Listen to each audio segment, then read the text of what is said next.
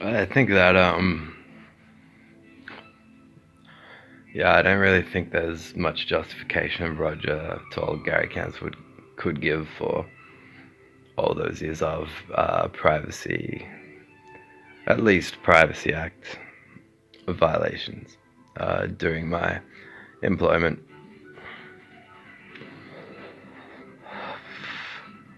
I don't like the excuse of we just there are things we want to teach him, show him. You could do that.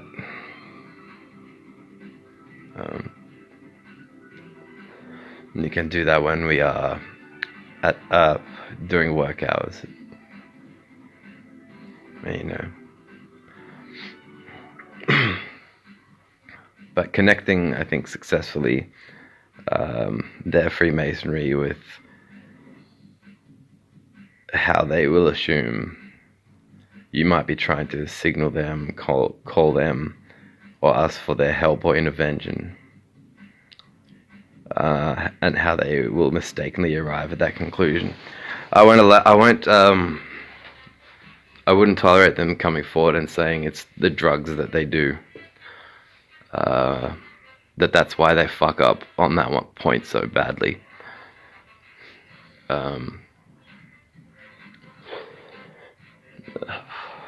You know, they'll preclude what constitutes a person reaching out for them, trying to signal or get their attention, or request their help or intervention. And I'm going to explain why and how those errors in their judgment can come about because of the stupidity of the Freemasons' religion. Because I don't think that any reasonable person could say that for a person like me, and especially given the nature of the work I was doing, which involved tons and tons of customer service and solving problems for them, that I wouldn't know how to ask for help from somebody if I needed it, and that I wouldn't do so if I had to. So plus then you have all the many ways in which they insult you. So it's weird to simultaneously want to be a person who directly offends someone, and then figure that they want help from you in a circumstance where they might need help from someone. Obviously, you don't go to the people that offend you if you need help. So, I mean, to put it bluntly, if this is the experience of other people that have worked in the Capital Group, someone should just tell those two morons to butt fuck and quit believing in Lucifer's existence, because you've become mongers on the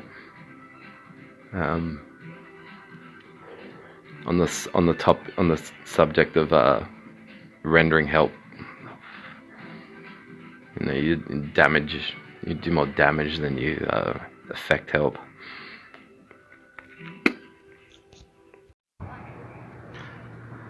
Buy Gippsland Dairy, mango, passion fruit, twist yogurt from your local Capital chemist. Hi Claire, here is your content. I hope you enjoy.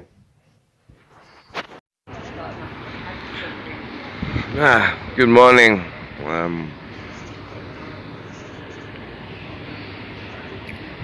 It's been further musing on these estimations I now have as to a clearer and more realistically defined comprehension of the mind of my enemy now, of this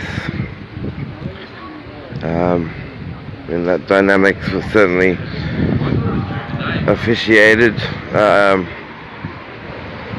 by more or less out of necessity at the start of this decade. I'm exhausted, really, to tell you the truth. It's been an exhausting decade. So I called it the hectade. The hectade.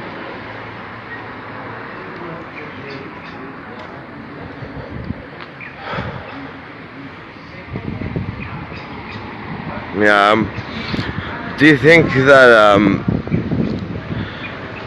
you know, I have no problem with,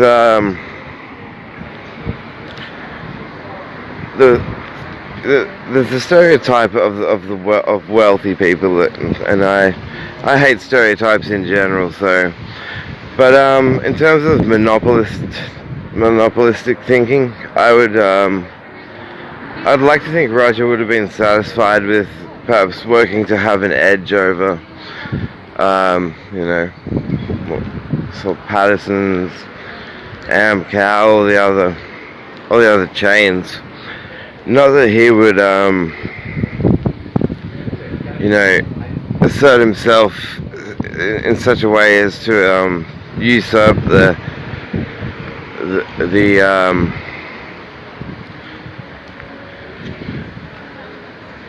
you know, steal the thunder from the doctor,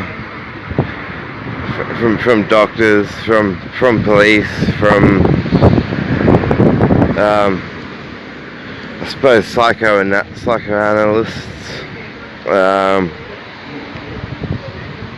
I don't really comprehend that to be a monopoly. I think it's I also think, from an epistemological approach, you'd want to study some of these thinkers concerned with these subjects, the spheres of inquiry, such as psychology and you know, stuff like you'd want to study it more to actually be able to do what you're setting out to do. So yeah, I'm starting to think about how fucking tired I am now, and how this decade will never be replaced. And you know, just because that heado's in his old age doesn't mean I should lose age 25 through 35 in this state of fucking physical pain.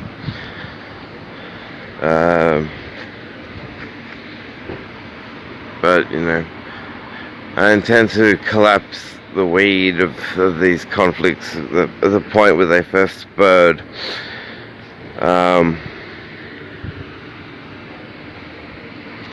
I'm just honing in on that.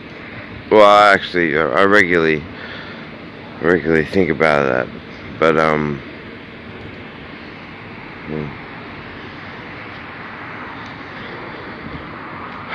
cheapskates. They should hand the franchise down to you know, non-Freemasons in the company that are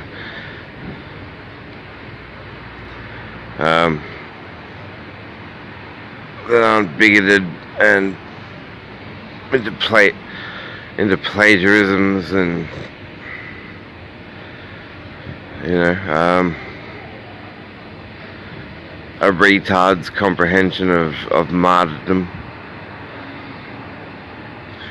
We can't explain how it's martyrdom. We just know it is on faith. You know. I'd love join. I could debate Gary Cans and Roger Toll at the same time. The topic would be, why isn't your Freemasonry equally pitiful to the theisms of the right-wing Christian evangelical movement? You know, secrecy aside, how the fuck is your mob any better?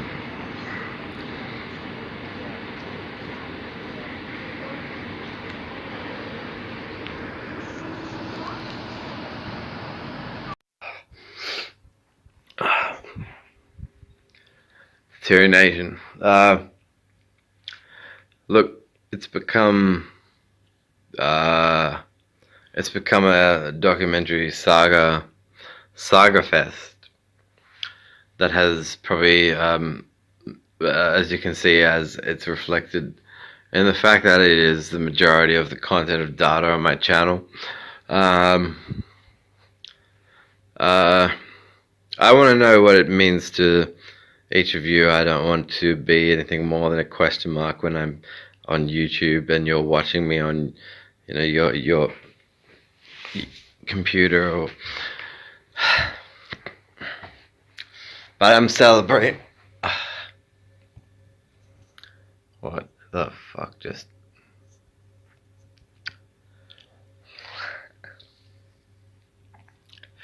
I'm celebrating reaching 12 episodes, and I like the absurdity of the fact that it's never going to technically be considered to be 12 episodes because the pilot episode is episode 0.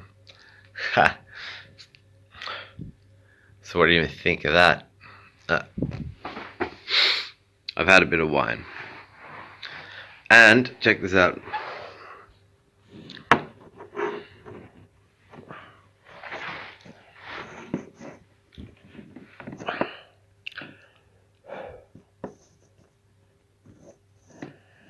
Now don't do this at home.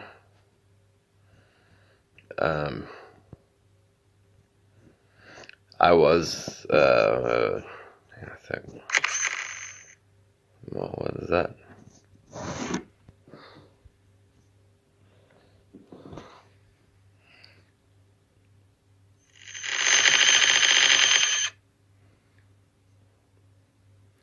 The volume slider just went down. I think we're still recording.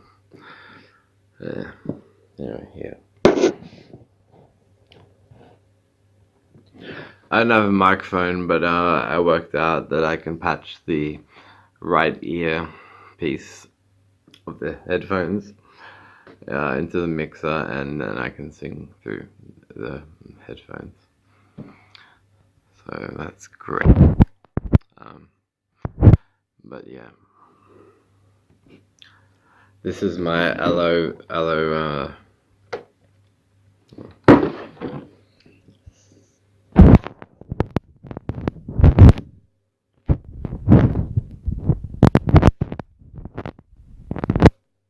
well,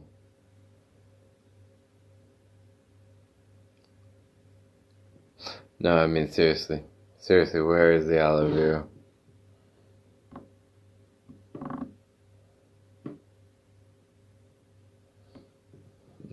Wait until this fuck that filter. Oh, there it is. It's not aloe vera, it's aloe pomegranate. Found it today. And it's still got the googly bits, but 1, 2. Oh, and silver nails. 3, 4, 5, 6, 7, 8. 8. Actually, I'm dedicating this to Roger Toll, who once tried to tell me that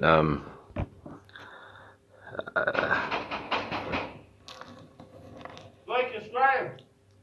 Shit. I'll be there. Give me 2 seconds. Yeah, man.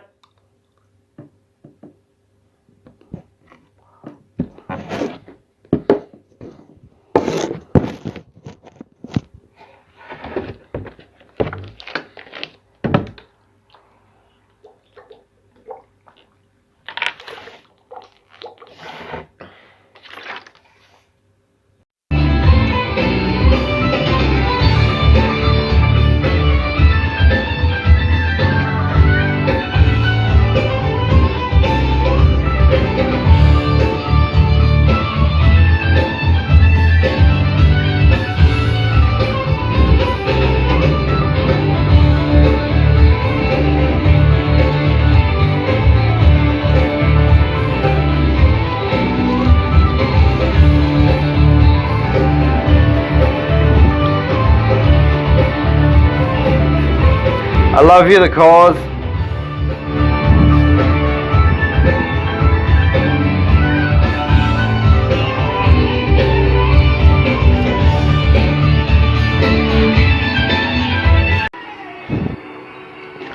So the question I would have for the sovereign probably would be, do you as the sovereign take credit for creating Earth's human mistakes and errors? Like, you know, if you establish a reign by saying, well, let's tell all the people that being created in the image of God meant their ancestors inbreeded in a garden, and eating an apple caused the downfall of the whole race. So a man had to be nailed to a cross to set the record straight for someone eating one apple. I think the Aborigines have, per contrast, a more interesting what is it? The rainbow serpent. He seems to have a bit more style about him. Like in the dream time of the Aborigines, the rainbow serpent doesn't give a fuck how many apples you eat, and you do not have to be proud or be humble yourself to the notion that your ancestors had to inbreed in order for you to be here. So I think good on the Aborigines in that regard. You know, if a woman goes to eat an apple, fuck, it's not the end of the fucking world.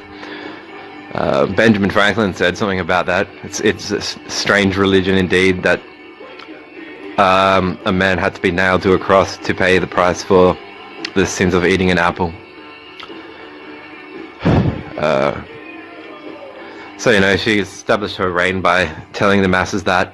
And what happens when someone like Rolf Harris, you know, his painting is in Buckingham Palace, the Queen is holding his painting up and displaying it and looking at it in passing and when she's walking, and, you know, using a Bronze Age Christian theism to bolster her reign of the country.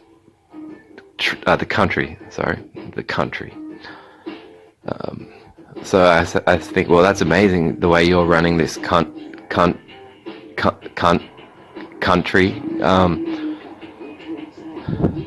Yeah, what amazing things to teach people. Make them sexually sick to start out, and then they'll be ready to help you invade 57 countries. 57 countries. How amazing. So she's like, what is the reign, the sovereignty in her mind? I always wonder about that, you know. And did this story of Adam and Eve in the Garden of Eden and their children inbreeding, so we could be fortunate enough to be alive right now, did that story sicken the mind of Rolf Harris over years and years? Because he obviously worked to impress the Queen, the painting being evidence of that. So he's obviously thinking along her lines in his mind to some extent. So he's thinking, what, Adam and Eve's kids, they reach puberty and start fucking each other. So Rolf Harris figures it's okay to, you know, break out the extra leg. And now he's in jail. So do we thank Queen Elizabeth II for the creation of Rolf Harris? I will not formally, officially state that I have affected Rolf Harris in any way, shape, or form in my country. Anyway. I think that the way an unjustifiable religion that a person holds to and then is in the professional world, you know, become even scientists of sorts.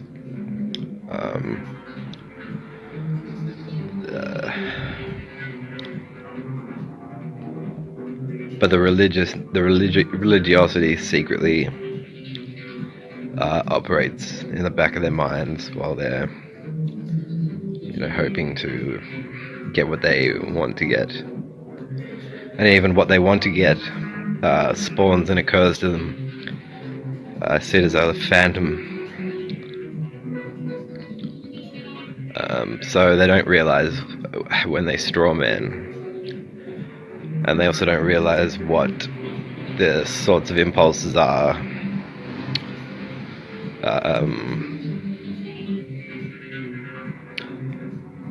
Scientists like Galileo, who dealt with the opposition of the church in his day, during the years where no one was comfortable to admit that Earth wasn't placed by God at the center of the universe. So when it was said that it was moving around the solar system, the church was saying to Galileo to recant his teachings and reject his own study, but he refused. And I admire that.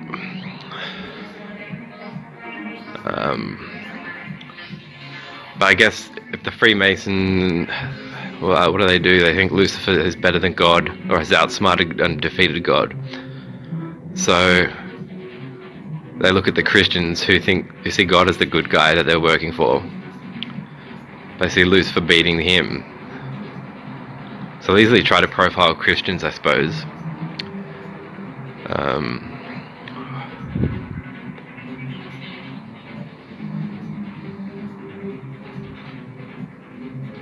So in his mind, Lucifer's defeating God and impressing the Freemasons. So they go and do their science, and he's trying to wonder if I've defeated someone. I think I haven't. Rights defenders aren't interested in defeating people, but that's what he's looking for. And it's him just not being able to actually find Lucifer. Lucifer doesn't exist.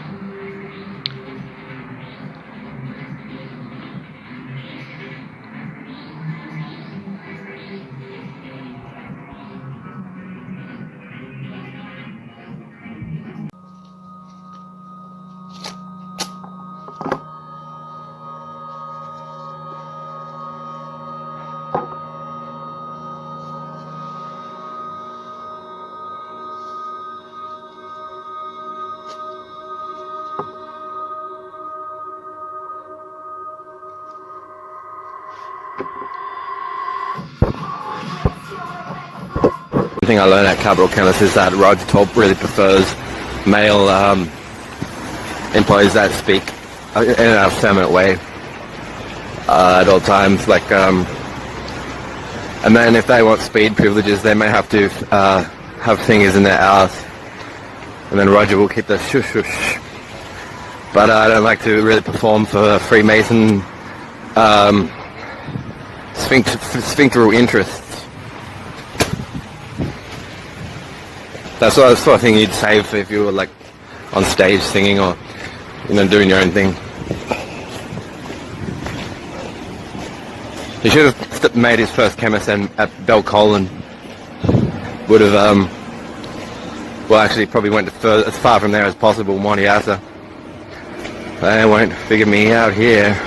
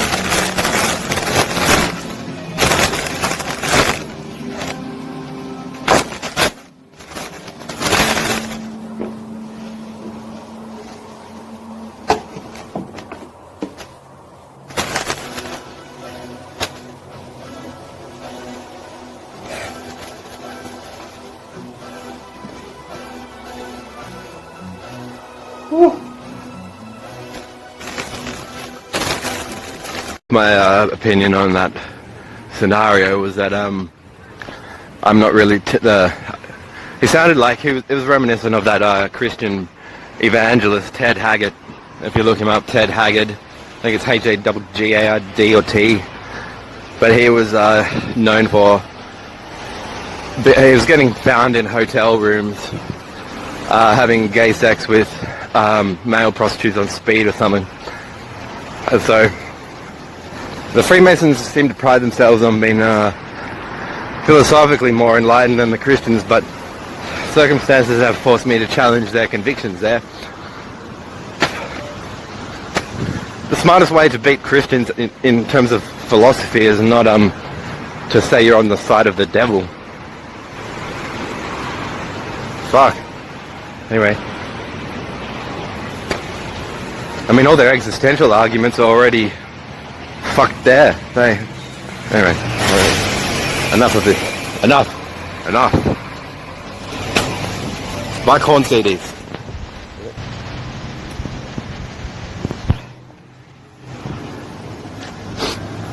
Buy and support Corn Manson. Thank you.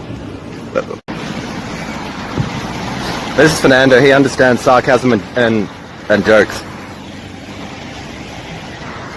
Just over the other side of the road there. Oh no.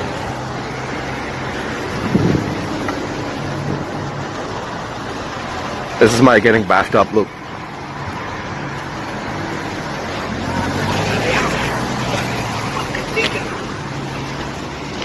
Hello, amigo. How are you? Yeah, that's waking up. Things that Roger Toll will say and even ask over the years, and there's such a thing as disclosure of information through stating it in the form of a question. A person can be made aware of things they'd never previously considered just from receiving a question. From the things he said to me, it's very clear there must have been moments that he turned to Maxine, his wife, and said to get back in the kitchen to make him some pie or something.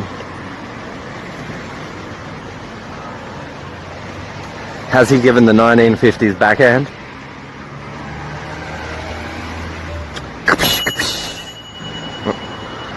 Sorry, I'm out of time.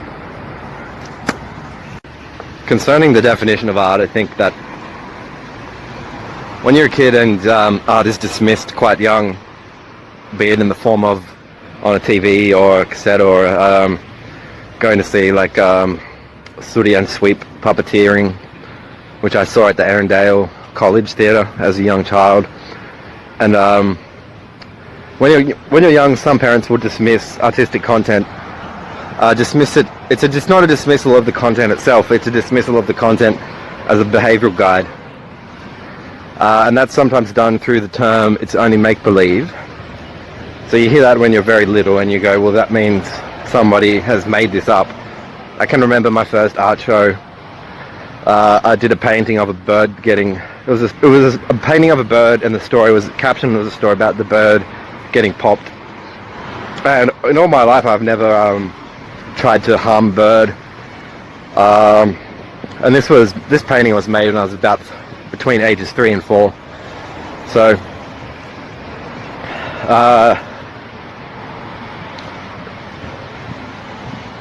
yeah, you appreciate that what you've created is not necessarily a behavioural guide.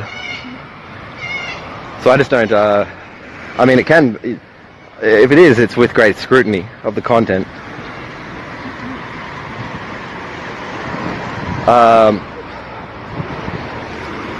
Anyway,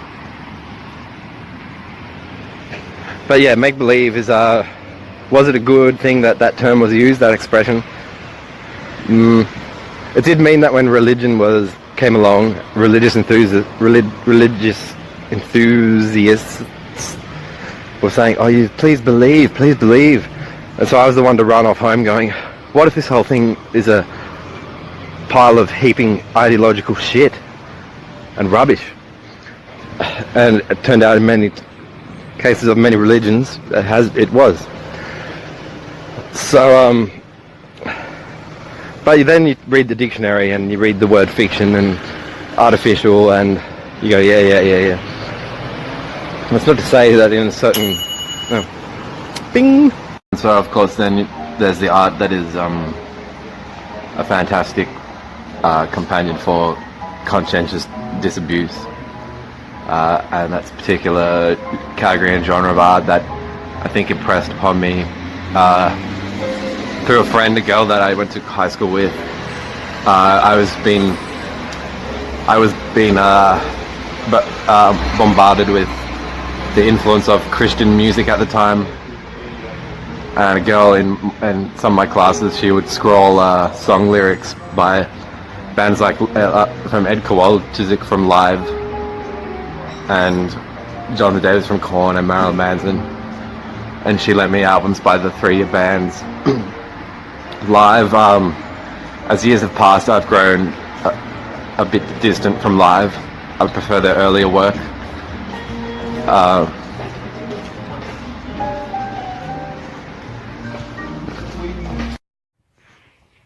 I think the converse of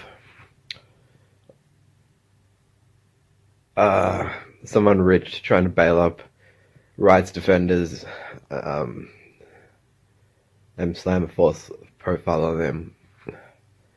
It's a true sign of that's probably time for them to recognize their faith is misplaced completely. I mean, if you take what they try to do with the profiling and apply it to themselves, they would have to conclude they went into the Queen's vaginal region. So they're, you know, they have in good faith.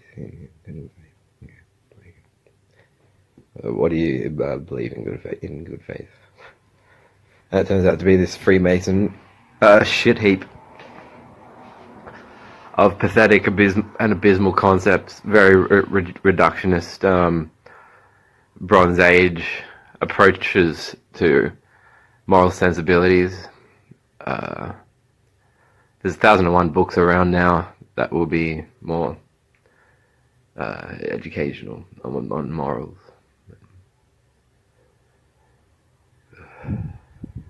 Yeah, it's a fucking weird process. Very concealing people. I just stepped in some funky shit. Footprints, it's a title for a very popular Christian poster of platitudes that I never really took to anyway. Yeah, so all you really have to consider is that the scribes that wrote these post-Markian Gospels privately were compelled on some level by the potential approval of the existing monarchy, the king and queen. You know, there's no mention at all of the queen or her activities, her agenda. Did she like Jesus? And if you research King Herod, you'll find he had about 4 queens. So you might say he was a player. But the agendas of the queens are never mentioned in any of the Gospels. That's the real enigma. You never know what the queen thought of Jesus. Did she join with Herod in wanting to have him killed? You know, you never know. It's omitted. But you know, these scribes didn't want to get killed, put to death. All it would have taken was a king and queen say so, and they're gone. So, you know, if they're going, well, he suicided someone, what a great monarchy. Instead they go, you know, look, let's say he laid down his life. It was a gift. He thought it would be a gift. So he sacrificed himself to God. Then the queen did nothing wrong, the king did nothing wrong. And the people go on, jive on. Oh, he walked on water. Oh, he turned water into wine. He was a magician. He rose the saints from the Old Testament arose from their graves when he was crucified and reunited with their old ties and lost loves and you know, it seems like say anything, conjure any story, no matter how fanciful. So, do you hear that bing? That means videos are mixed. This is bus number 1. It's my favorite bus.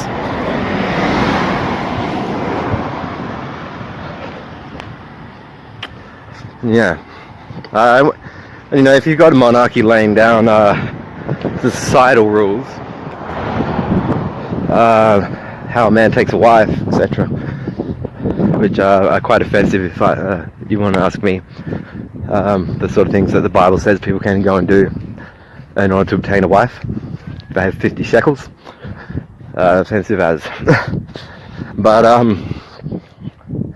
yeah, so I see Matthew, Luke, and John as, you know, the perennial scribal agenda to satisfy the whim of the people that killed Jesus in the first place, whitewash them, and that's when you see the great excuse that man has invented, which is the concept of an omnimax God,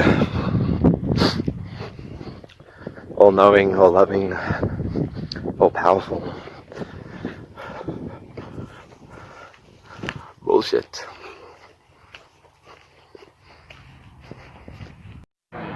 Luke Banton's Deterioration. Ruined my life.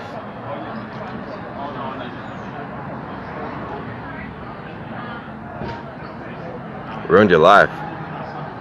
Can't watch it ever again. What's wrong with it? I don't know. What Beyond all recognition.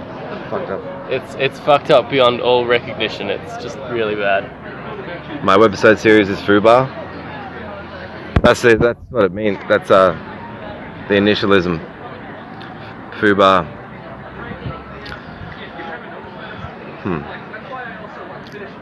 Oh wow, that's pretty trippy. Alright, the show's not doing very well. What will we do?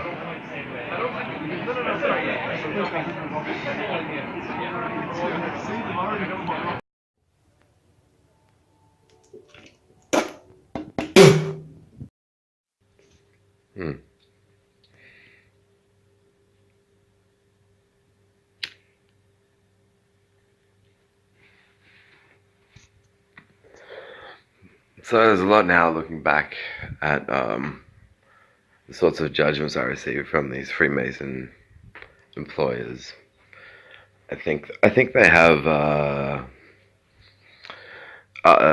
in terms of their taste of art, it's quite one-dimensional in the sense that they will be partial to music that lyrically is representative of morals they would like maybe you and I to think they have.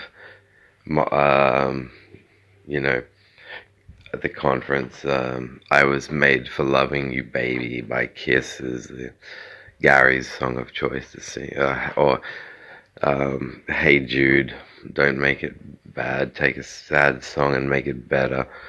So, you know, even then, even as he's singing to his wife in front of all the other staff, so we know they have no domestics of any kind, is because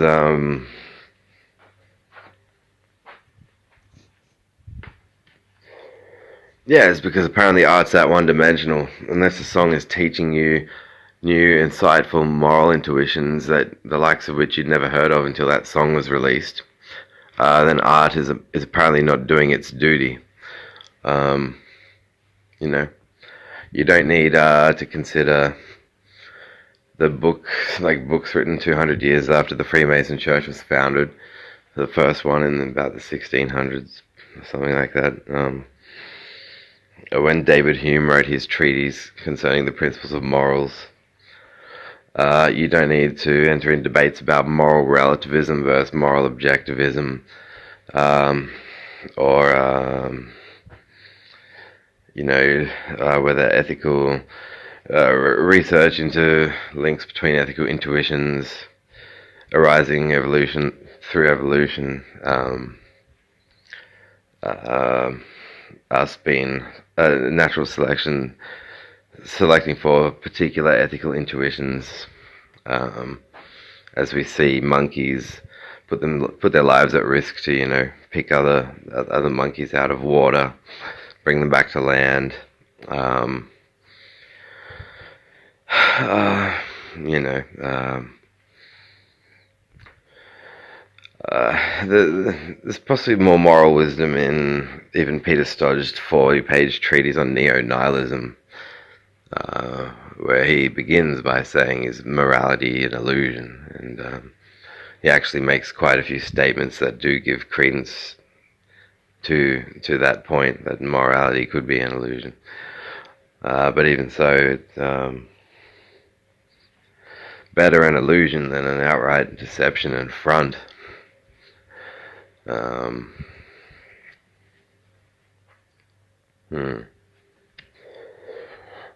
remind me of characters in the movie Quills, with Joaquin Phoenix playing the Abbé, the priest at the Sheraton Asylum for the Insane, where they're detaining the Marquis de Sade, played by Jeffrey Rush, and they get into a debate where they're trying to tell the Marquis to stop writing such disgraceful, perverse, morally repugnant stories, as the Marquis de Sade went down in history for this feat.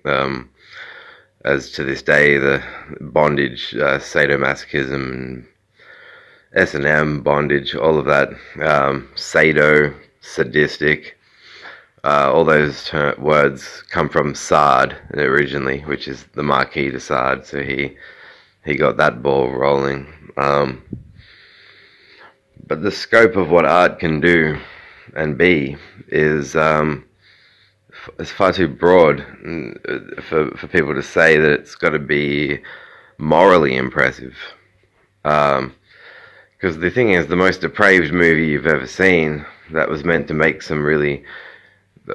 weird or even depraved points, and in a depraved way, you know, it couldn't have been made if it weren't for people that were above the content. And yeah, that's what you can't go through life being scientifically minded and saying seeing is believing and hearing is believing, and the only songs you should listen to or like are songs with lyrics that you would believe in, and you would believe that the lyrics were good lyrics, and that the artist would believe you were a true fan because you love singing these songs about lovely lyrics that are worth believing in, and that everyone in the planet should believe in the lyrics of the songs that you love and choose because you love and chose them because you're so much more morally responsible and superior to the rest of us. Art can be about anything. Art can be about absolutely fucking anything. And that's why it's art. That's why it's called art. But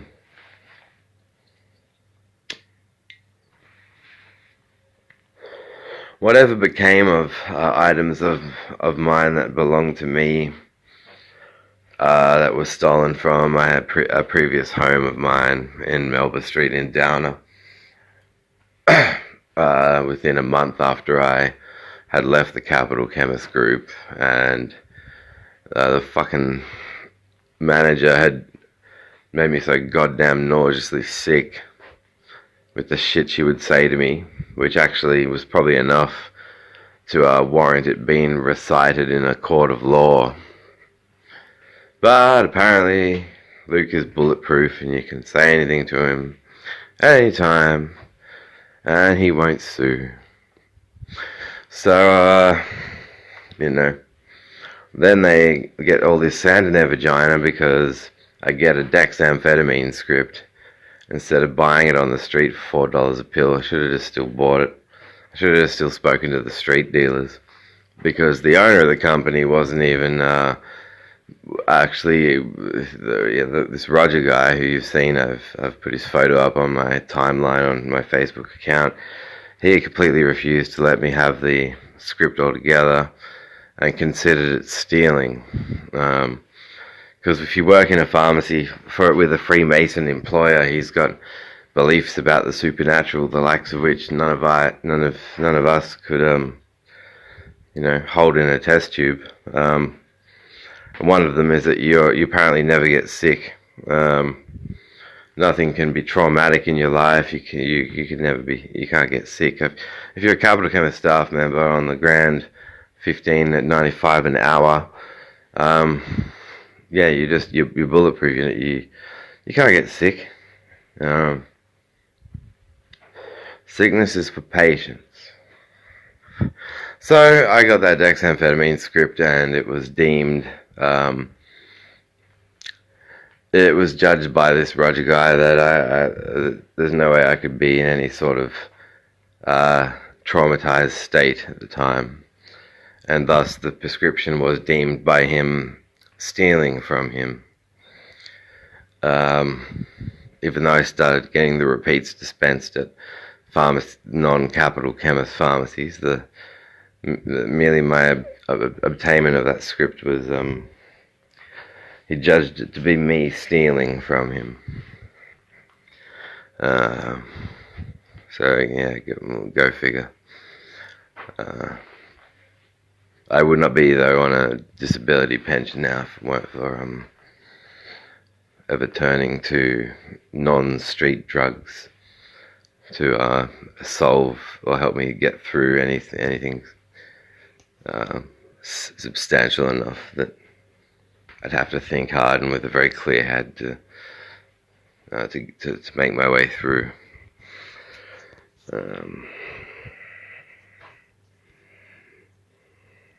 So that was that. Well, that was the beginning of the tussles. The tussle that goes on now 9 years.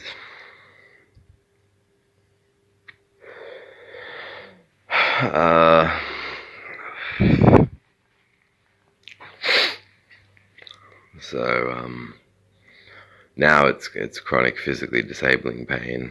I didn't want to go to a pharmacy again for anything after the way that I got treated after leaving, and after that engagement with from Roger contacting me at my home, issuing a death threat, threatening to have my pet cat Hydra skinned. So I had to ask my mother if she could find a cat loving second home so I could give safely. No, she was in safe hands. Hydra here.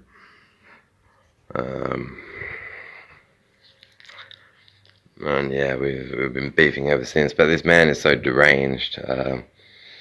It's like imagine you hear your textbook religious criminal, and imagine a religious criminal who is so high up the anus of big pharma, stunt pulling, fucking whacked out shit that I would rather never know about.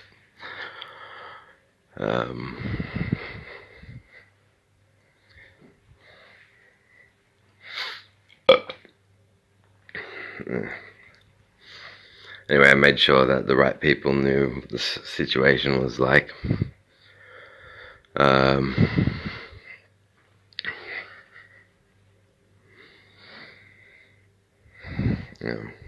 Sorry, I'm going to play Tori Amos tonight.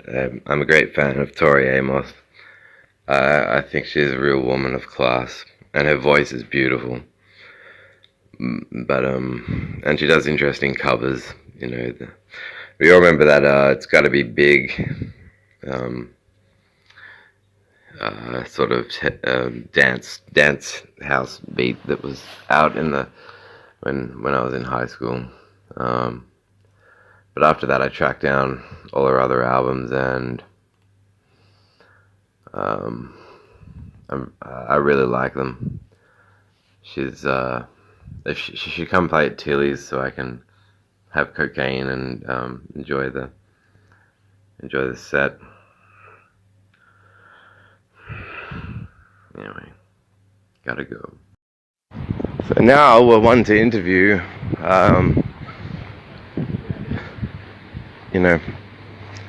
Close to the ivory tower level managing pharmacist within the Capital Group. You'll probably hear statements and claims like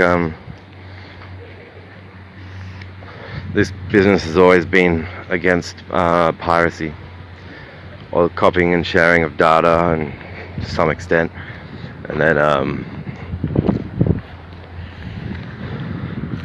then you would have to check the dates that they started at store level to initiate paid subscriptions for certain radio channels and music streaming and things like that, as their gesture of, the first gesture of how they can say that they robbed my house, but they certainly never told me that piracy was okay when I was working for them. So it would be a coincidence that certain stores paid subscription initiation dates for certain internet-based entertainment services just happened to coincide with the sudden termination of my employment, which it's not something I think about much. I want my stuff back. But it's the covering one's tracks effect. Like, quick, let's set up some subscriptions to.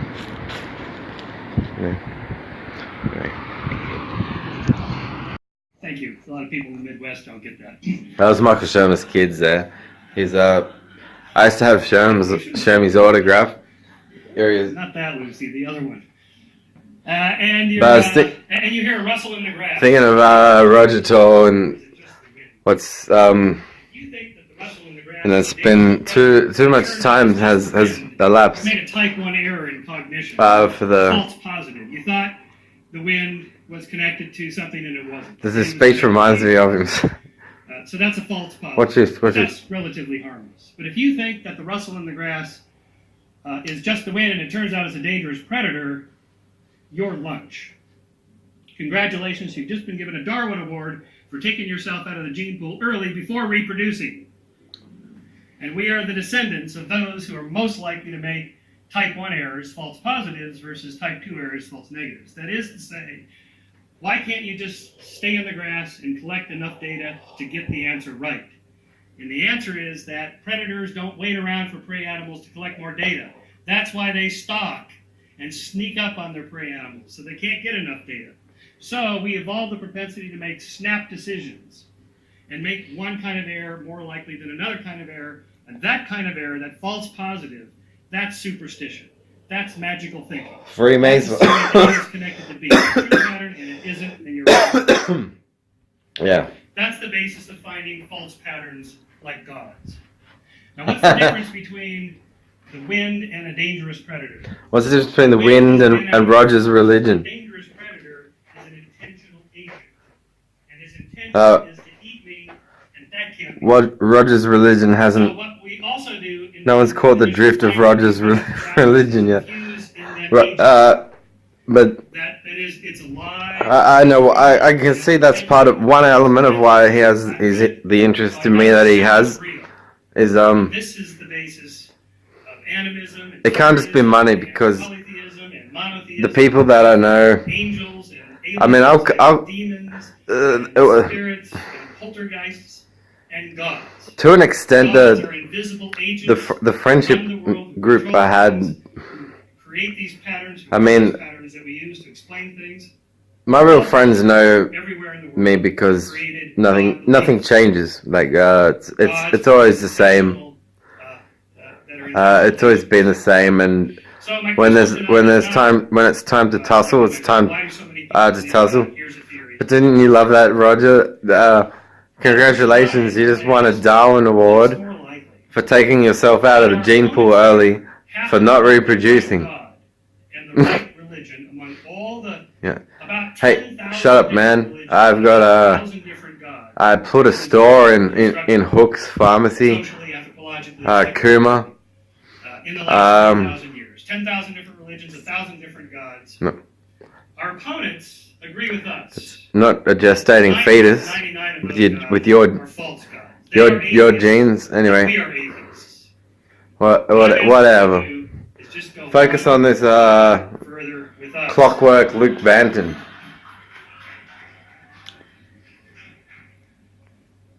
So here's what happened. You know, my friends that I've got friends that would step up for a tussle. Began to coalesce into chieftains and You know, there's a school in Waniasa that's got more integrity than your Waniasa capital chemist. And you say, oh, I'm a good man even though I spy on other people. So the woman in the company with the googly eyes, I sit down and I chat with her, and she and I are heart-to-heart friends. Peter Holder would call her Twin Leaders Flynn. But I guess you couldn't take your eyes off her eyes, because it's like every time she moves her eyeballs around, you feel like you've got you're catching a break from the burden of surveillance. Now, what's happened in the last several centuries? It's damn sad. In addition to, like, you must think, is the discount pharmacy warehouse gonna take over? You know, who's got the muscle to excuse me. And came up with the clever idea that I can't wait till the complete, detailed, full account of my side of everything is shared with my American friends. They know the basics. But I want them to know every little cunt act. Every cunt act. About 200 years ago. And so again, what's more likely that... And I can't fathom why you would pull so many cunt acts. I wasn't even fighting with you. Your wife must not put out at your request, and you must work so hard that you don't know how to get things moving. But congratulations, you just won.